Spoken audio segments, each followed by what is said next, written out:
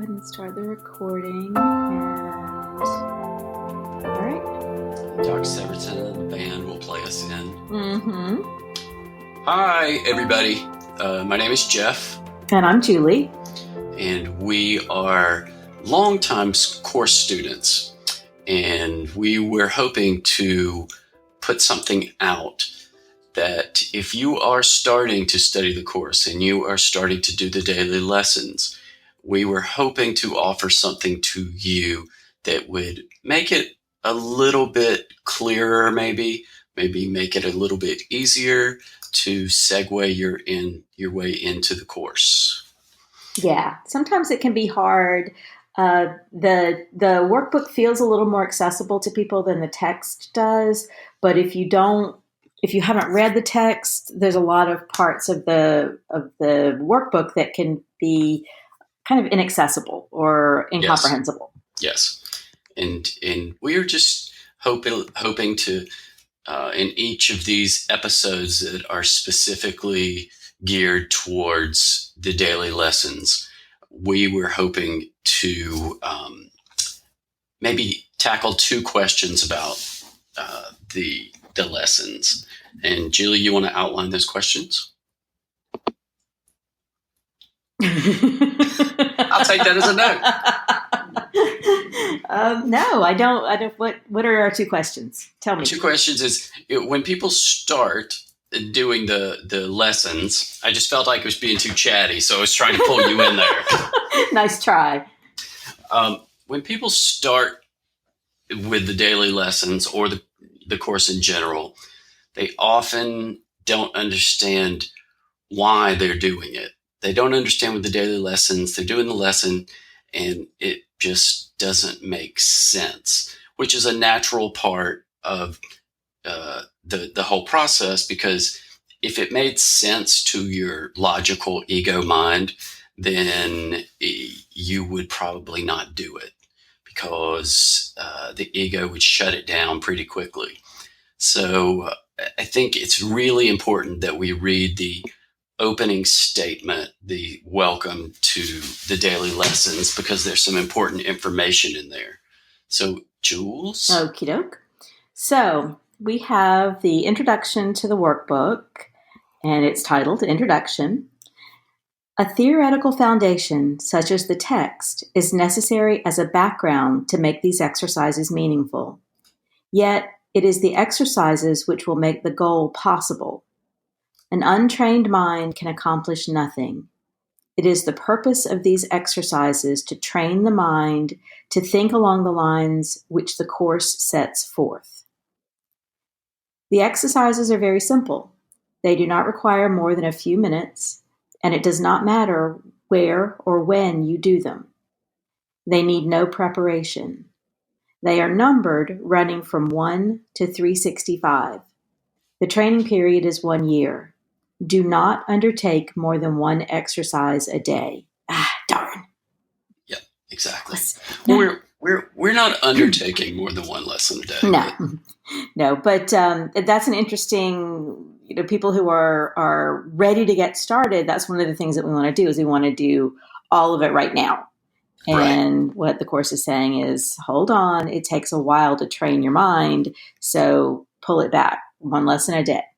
Yes. Right. Yes. Next paragraph. The purpose of these exercises is to train the mind to a different perception of everything in the world. The workbook is divided into two sections, the first dealing with the undoing of what you see now, and the second with the restoration of sight. It is recommended that each exercise be repeated several times a day, preferably in a different place and time, and, if possible, in every situation in which you spend any long period of time.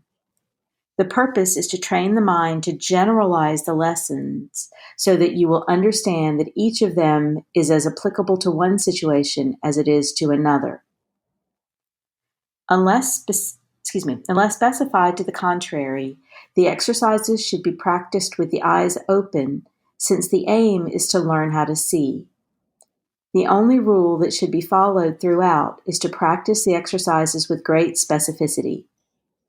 Each one applies to every situation in which you find yourself and to everything you see in it. Each day's exercises are planned around one central idea. The exercises themselves consist of applying that idea to as many specifics as possible. Be sure that you do not decide that there are some things you see for which the idea for the day is inapplicable.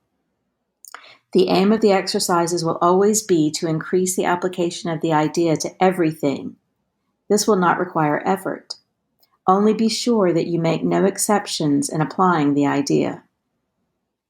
Some of the ideas you will find hard to believe, and others will seem quite startling. It does not matter. You are merely asked to apply them to what you see. You are not asked to judge them, nor even to believe them. You are asked only to use them. It is their use which will give them meaning to you and show you they are true. Excuse me. Remember only this. You do not need believe them. You need not accept them, and you need not welcome them. Some of them you may actively resist. None of this will matter nor decrease their efficacy. By allowing yourself to make no exceptions in applying the idea the exercises contain.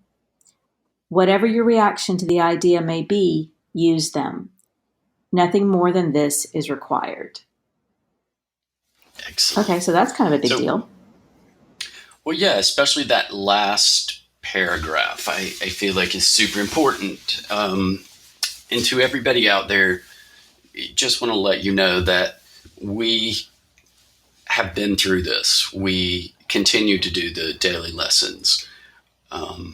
And being a little further into it than most of you will be, we just wanted to say that these are true. Like, you will get into them and you will feel like, this doesn't make any sense. Mm-hmm. This can't possibly be doing anything. I don't feel any different. I think this is kind of crap. Right. And what we're hoping to do with these, taking a week at a time, is just sort of explain the general concept of those 7 lessons in that week, just so that you'll have a better understanding and it won't seem so nebulous. Mm-hmm. And you can't really tell where you are, which is a natural part of the course. Right. And I mean, there are still days where I look at a lesson and I think I feel actively resistant to it. And, it's hard because generally when someone in the world, when someone in your normal life tells you something, they want you to believe it. It's important to get your buy-in. And the mm-hmm. course is saying that doesn't matter. You don't really need to give it your buy-in right now. You just need to practice it. So, your participation is more necessary than your understanding or your belief about it in the beginning. Absolutely. So,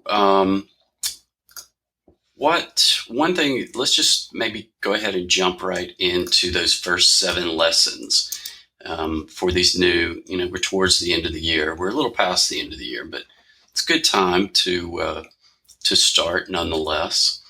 And we can look at the first 7 lessons, and it has to do with our perception, our way. Lesson number 1 states, nothing I see in this room, on this street, from this window, in this place means anything.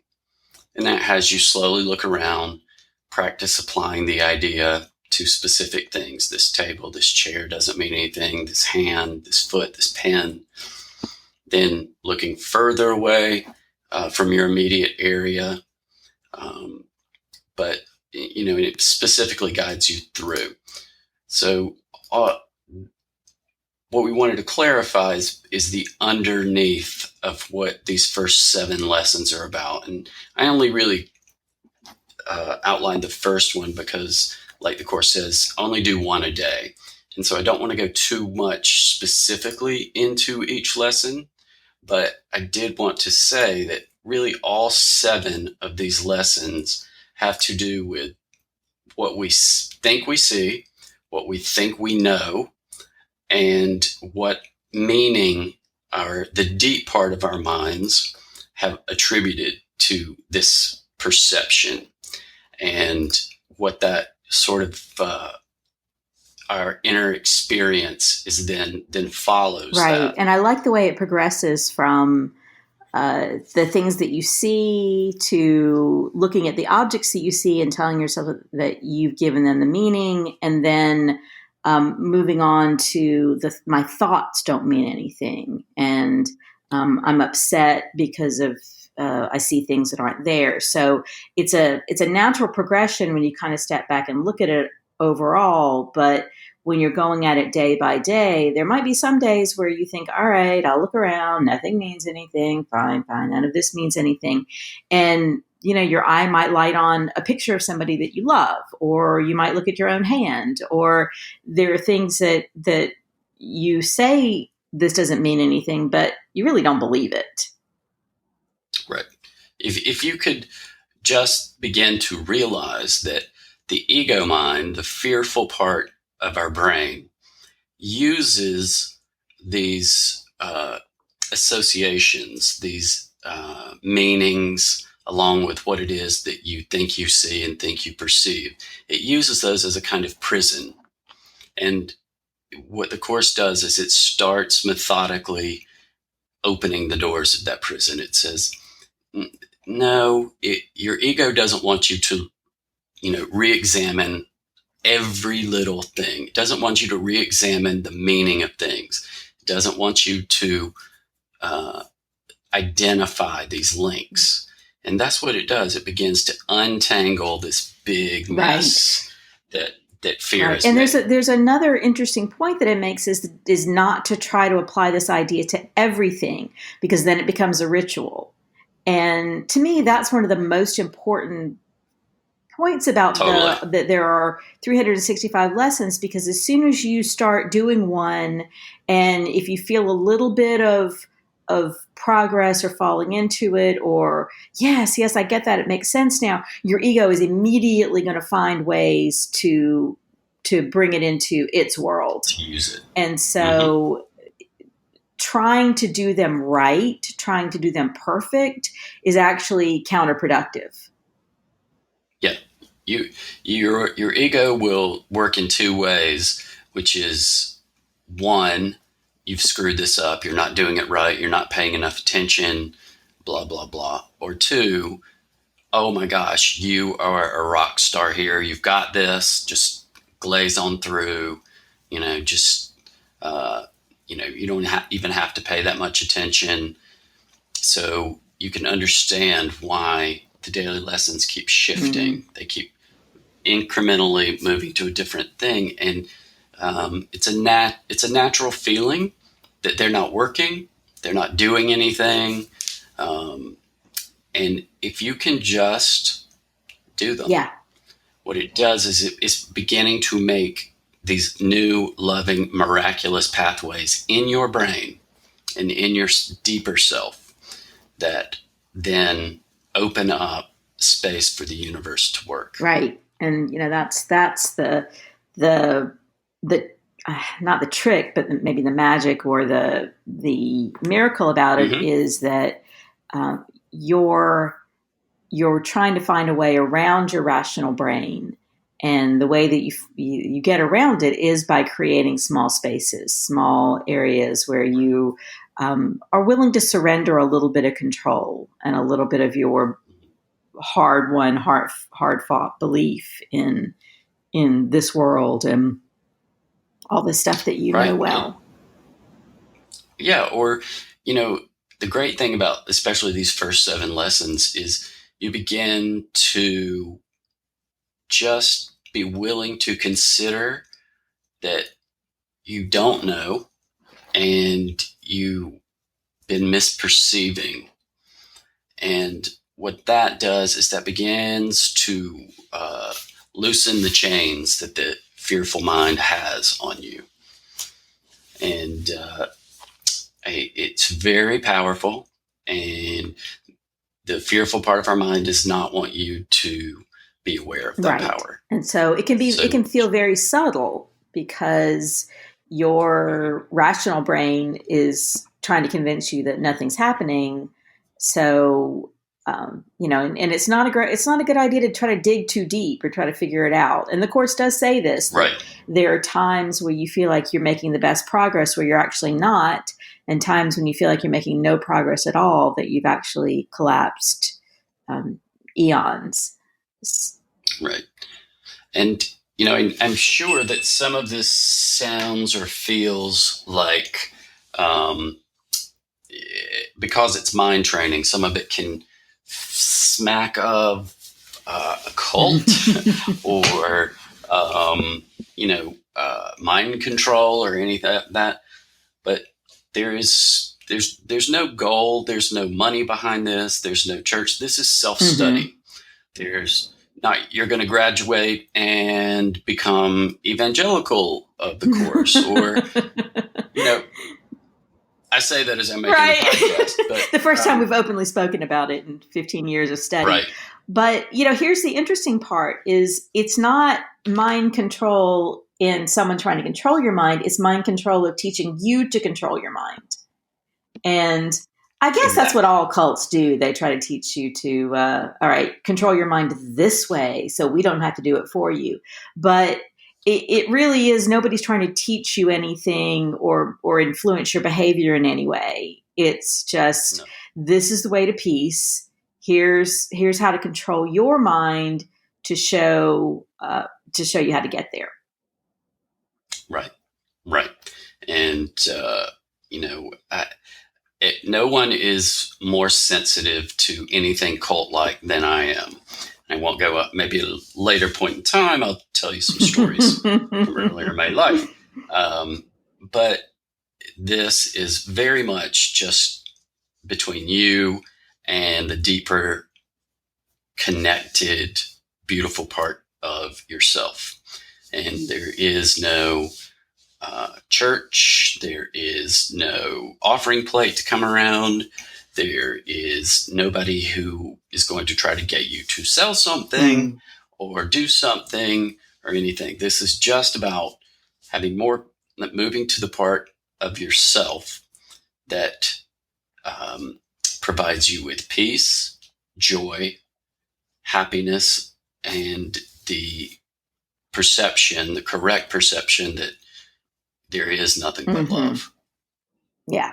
And it's easy to lose track of that. And that's what's great about the workbook lessons is it's just something to come back to every day. There's no getting lost. There's nowhere else to go.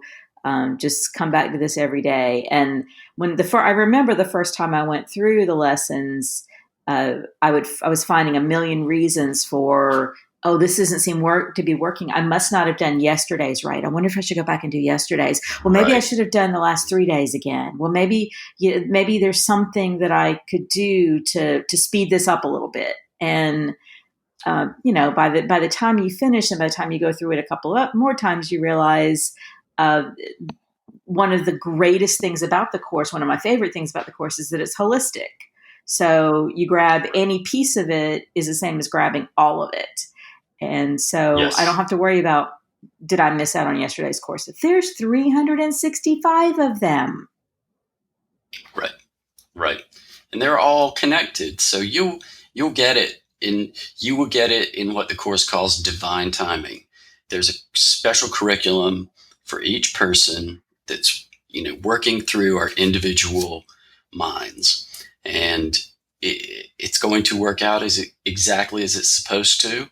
And the fact that you've stumbled upon this podcast and stumbled upon Course in Miracles, I would say bodes well for, you being drawn like a magnet to more peace and more joy, more love and more happiness. Yes. And with fellow travelers that understand that it can be confusing and hard and you're not going to get it right the first time. And there is no getting it right. There is no getting it right. No way to do it. There's no way to get a gold star. And so just relax into it and as much as you can, enjoy it, because it is a type of meditation. And if you can do your workbook lesson as a meditation every day. Now, there are some lessons kind of underneath each of the workbook lessons, or once you've read it, then it kind of gives you some other details about what to do next. Jeff, what is your feeling about kind of following the supplemental information beyond the headline or beyond the lesson? I would do it as much as possible. If it seems like it's too much, or you can't get to it all, don't let that bother you. But you do want to at least read through the whole lesson. If you can, do the actual action items that it lists.